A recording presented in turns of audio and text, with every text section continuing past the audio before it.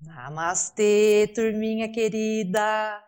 Vocês já ouviram falar dessa história dos caixões que foram enterrados vazios com pedras dentro para aumentar o número de óbitos agora durante a pandemia e atribuir que esses óbitos teriam sido devido ao coronavírus, mas não? Gente, e que famílias a partir desta informação ou desinformação começaram a querer ver e reabrir os caixões dos seus queridos que já tinham sido enterrados para verificar se eles realmente estavam ali. E o que eu descobri, checando os fatos, que em mais de 15 fontes diferentes, em agências de checagem de fatos, que isso não era verdadeiro. Uma das fotos era daqui de São Carlos, onde eu moro, e referia-se a anos atrás, quando um segurado do seguro de vida, queria dizer que morreu, mas não morreu, aquelas coisas. Ou seja, não era de agora e aquela foto também foi usada para corroborar essa notícia. E eu fiquei pensando, gente, mas quem é que produz esse tipo de notícia? Para quê? Por quê? E por que é que a gente cai tão facilmente nisso e a gente distribui todo esse tipo de notícia? O que está por trás de tudo isso? Como eu tenho poucos conhecimentos na área, eu fui entrevistar um jornalista. Ele se chama Daniel Avelar e ele é especialista, ele fez um mestrado com o tema de fake news. A área de cobertura dele é o jornalismo internacional. E em 2019 ele concluiu esse mestrado pesquisando o impacto das fake news na eleição presidencial aqui no Brasil. O Daniel me contou que ele começou a se interessar pelas fake news ou notícias falsas em 2018, durante a eleição presidencial aqui no Brasil, devido ao impacto tão grande dessas fake news na escolha ou não oportunidade de escolha das pessoas, ou seja, como é que a gente escolhia e como é que isso mudava o nosso comportamento a partir de uma mentira. Ele ficou tão interessado que ele fez então esse mestrado. E eu vou trazer ele um pouquinho para ele contar para nós o que são as fake news, como elas são produzidas. Qualquer jornalista, até por instinto de sobrevivência, tem um interesse pelas fake news, porque as fake news são a antítese daquilo que a gente faz. Nós, jornalistas, seguimos uma série de regras, padrões de conduta, padrões éticos, para tentar se chegar aos fatos, para tentar investigar e compreender a verdade. E as fake news vão na contramão disso. A ideia de você ter uma notícia falsa. Porque se é falso na notícia, se é uma coisa que não aconteceu, não é noticiável. Enquanto a imprensa está tentando informar, o que os propagadores de fake news fazem é justamente o contrário, é tentar desinformar o público. Então, turminha, por aí a gente já vê que existe uma diferença entre notícia e desinformação. Na próxima vez que a gente falar fake news, já leia desinformação. E eu perguntei para ele quais são as estratégias que se utiliza. Ouça só o que ele tem para nos dizer. Dentro do campo das comunicações, que é onde a gente estuda as fake news na academia, o fenômeno da desinformação, na forma como ela vem ocorrendo recentemente, é estudado a partir dos estudos de persuasão. E várias dessas técnicas de persuasão são adaptadas para o campo da política. Eu, no caso, estudo mais as fake news e como as fake news se relacionam com a política. As fake news acontecem com todos os assuntos, a gente sabe disso. O problema começa a aparecer quando você se utiliza de técnicas de desinformação, quando a sua audiência, né, quando o eleitorado não tem a liberdade e a informação suficientes para tomar uma decisão, por exemplo, na hora de votar, você compromete a democracia. Como é que eu vou conseguir fazer aquilo se eu estou sendo desinformado, se eu estou sendo enganado? Busca-se manipular a percepção, a forma como as pessoas percebem o mundo, por meio de estratégias que acabam comprometendo o funcionamento da democracia.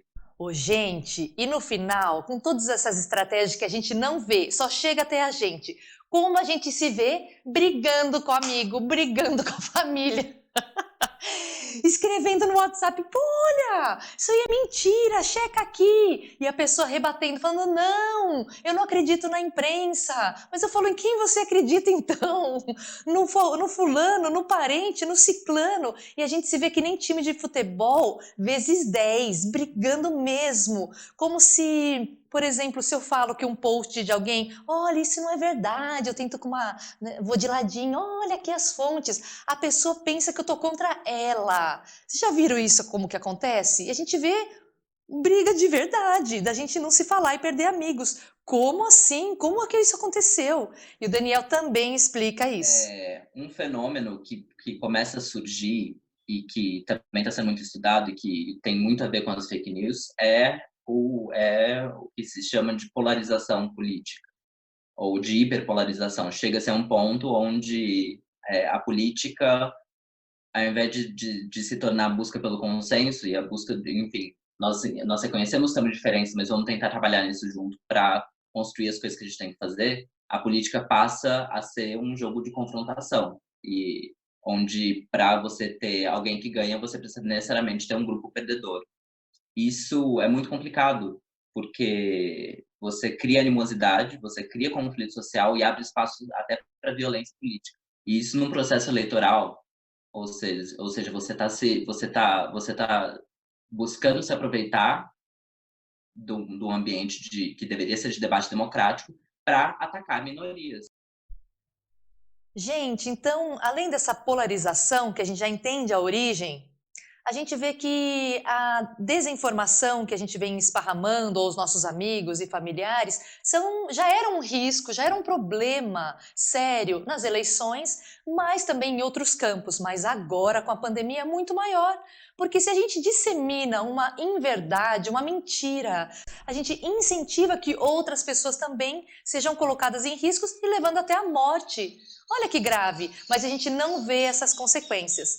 Para aqueles que já começam a notar que, meu Deus, eu estou colocando outras pessoas em risco, meus parentes também, a gente começa a ficar com um pouco de raiva de quem fica postando mentira. Você fala, por que a pessoa não checa, pelo amor de Deus? Olha, tem agência de notícias para você checar. E eu perguntei para o Daniel, Daniel, tem uma forma da gente olhar com mais compreensão e com até compaixão para aquelas pessoas que estão colocando fake news e que não tem como parar para pensar alguns minutos, né, sobre se aquilo é verdadeiro, ou como checar mesmo, não tem essa condição? O Daniel apresentou para mim duas pesquisas, uma de 2019 feita pela Câmara dos Deputados e o Senado aqui no Brasil, e que mostra qual é a fonte de informação principal para os brasileiros. Eles poderiam marcar várias alternativas. Em primeiro lugar, com 79%, ficou o WhatsApp como a principal fonte de informação, seguida pela televisão com 50%, 22% rádio, 8% jornalismo, só para a gente ter uma ideia. Então, o WhatsApp liderando, bombando. E ele diz também, numa outra pesquisa, eu vou deixar aqui para vocês também, que a 62% da população brasileira, isso em 2019, não sabe como identificar uma fake news ou não sabe diferenciar uma notícia de uma desinformação. Só para a gente ter uma ideia de como isso acontece. Por que a gente consome aquela desinformação através do WhatsApp, né? Como que isso funciona? E veja só o que ele respondeu. E o público consome desinformação justamente porque quem está falando, quem está dando aquela informação para ela, é as pessoas que elas conhecem. O WhatsApp, particularmente, mais do que qualquer outra rede social, está muito baseado nas suas conexões da vida real. No Twitter, se eu sigo, sei lá, uma página de meme, se eu sigo também um tio meu que propaga fake news, e sei lá, mas eu também sigo algum veículo de informação, enfim, vão ser várias informações conflitantes, mas que vão aparecer ali na minha tela. O WhatsApp, particularmente, é muito opaco, a gente não consegue estudar.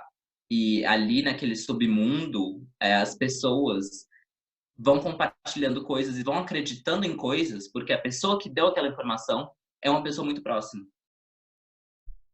Então, gente, é claro, se é uma pessoa querida, uma pessoa que você confia, que vem aquela mensagem pelo WhatsApp, não dá nem vontade de checar e nem como checar, e às vezes vem imagens. Como que você vai checar uma imagem? Não é uma tarefa trivial, de verdade. Por isso é que existem as agências para checagem de notícias, que eu vou deixar aqui também na descrição para vocês. Muitas agências em que jornalistas são contratados apenas para fazer o serviço de verificar se a informação é verdadeira ou falsa. Olha só. E o Daniel ainda nos alerta que a gente não deveria ficar chamando aqueles lá vão uma Maria vai com as outras. Eles são facilmente manipuláveis de um lado e de outro. Nem vou citar qual lado, turminha.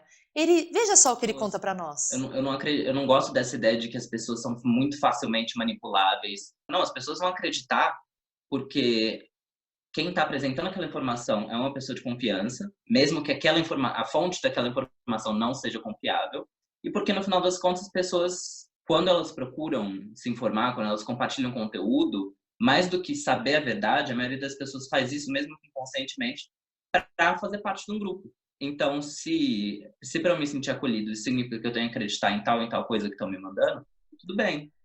E agora, turminha, com a ajuda do Daniel Avelar e também com outras fontes da BBC e do Conselho Nacional de Justiça, vou deixar aqui na descrição deste vídeo, eu fiz um compilado de como a gente saber se uma notícia é verdadeira ou falsa. Então, primeiro, recebeu a notícia, pare e pense. Primeira coisa, antes de compartilhar, espera um pouquinho. E já vamos para a segunda dica. Te causou uma grande emoção, uma comoção, você ficou chocado, indignado? Aí é que não compartilha mesmo, aí que você espera, né? E aí a gente já vai para a terceira dica. Aquela notícia confirma aquilo que você já acredita? Ai, se sim, você tem aquela tendência, de esparramar, não é verdade? Depois, gente, a notícia por acaso tá clamando, dizendo para você, compartilhe, agora, isso é urgente. Se já tá chamando para você para fazer isso, aí é que você vai esperar mesmo e desconfiar. Aquelas notícias bombásticas vêm sem informação, fonte confiável, vêm completamente soltas, aqueles números tudo soltos, então você desconfie. E por fim, turminha, você pode checar nas agências de checagem de fatos. Eu vou deixar aqui na descrição várias também recomendadas pelo Daniel e outros órgãos. E por fim, turminha, antes da gente compartilhar, leia a notícia inteira. Às vezes lá no meio não era bem aquilo, o título era para chamar atenção, tá mal contextualizado, preste atenção. Depois, turma, averigue a fonte. Veio do WhatsApp direto? É uma fonte legítima? E aí já vem uma outra estratégia. Coloca aquele título ou parte da informação que contém na notícia no Google. Veja quanto, se é uma notícia verdadeira, outros órgãos certamente, meios de comunicação, certamente já postaram aquilo. Ou às vezes até aparece, já é fake news. Uma outra dica importante, gente, veja o contexto e a data. Às vezes a notícia é verdadeira, veio de um órgão, órgão de imprensa super confiável, que daqui a pouco você vê que era de 2000, 2006, 2019, totalmente fora do contexto. Então isso também é importante.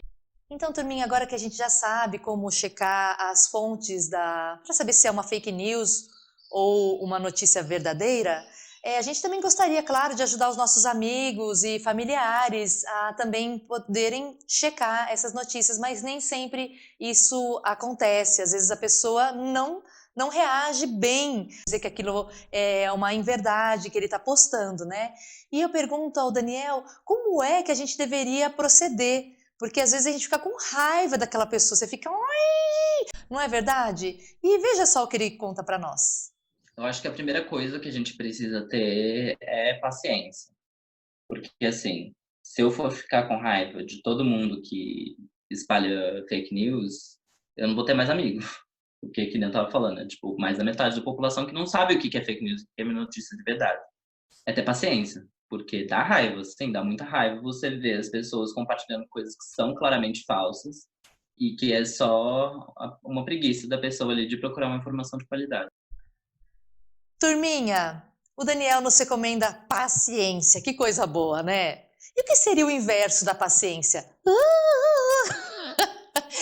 Essa emoção da raiva, da irritabilidade, de querer tomar uma ação, certamente chega até nós, quando a gente experiencia uma coisa que é não verdade, um senso de que uma injustiça está acontecendo ou que um perigo iminente pode acontecer se a pessoa continuar postando aquela fake news.